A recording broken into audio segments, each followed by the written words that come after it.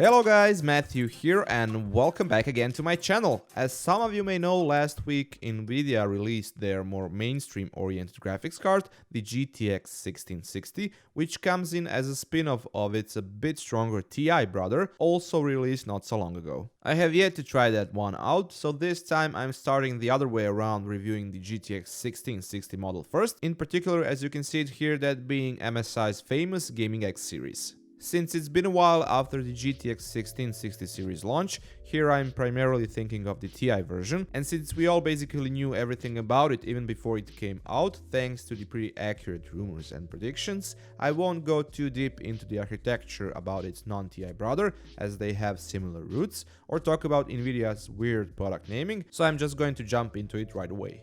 This is actually MSI's 7th generation of their popular twin Frozer cooler design for their Gaming and Gaming X series of graphics cards, and I really like how they went into a different direction with this one, moved away from the red and went with the silver, gray and black color scheme, especially on the back where we now have this really lovely brushed metal backplate, while the top plastic outer shroud received some aesthetic changes. Of course, you will get your set of RGB lighting around the fans and on the side, lighting up the MSI's Dragon logo, while all of it can be controlled using Mystic Light function in the Dragon Center software utility. That would be in theory because I couldn't get that Mystic Light add-on to integrate with the Dragon Center. Although they say it can be done through their live update utility, it still wasn't showing up.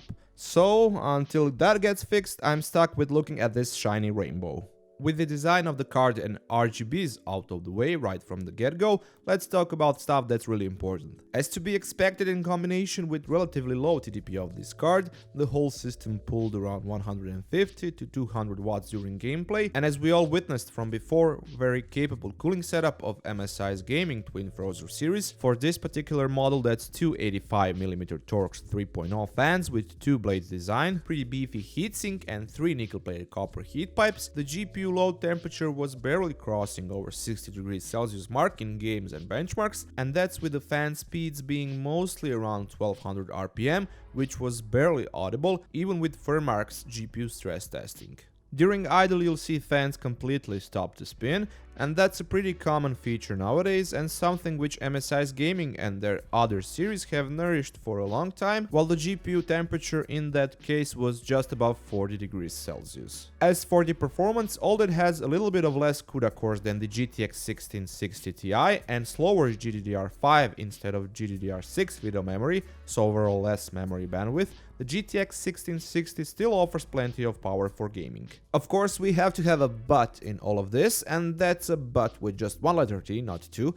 There has to be some kind of compromises when we talk about graphics card, which price starts at around $220. It doesn't have endless amount of performance. In this case, when I talk about high frame rate performance output, it's in relation to 1080p and 1440p resolutions, as it's obvious that this particular card and GPU's raw performance potential, just by looking at the specifications and comparing it to the other Nvidia's current gen offering, is not going to be good enough for 4K gaming. Although you could do that, it wouldn't be the smoothest experience, that's just a bit too much to handle. It's a $220 graphics card after all. Bottom line, as you can see here by looking at the test results, this card shines at 1440p and especially 1080p resolution, and although you would think that 1080p is irrelevant, it's actually still the #1 resolution for a majority of gamers, dominating with over 60% of share according to Steam Hardware Survey. Going back to the title of this video, the GTX 1660 can deliver enough frame rates worthy of high refresh rate monitors, ones that are 100Hz or even more, especially with some of the more popular games. With this in mind, the 1080p and 1440p resolutions are ones which are also pretty common when it comes to high refresh rate monitor offering, sort of like two sweet spots, because configurations that can pull off 4K high frame rate, high refresh rate gaming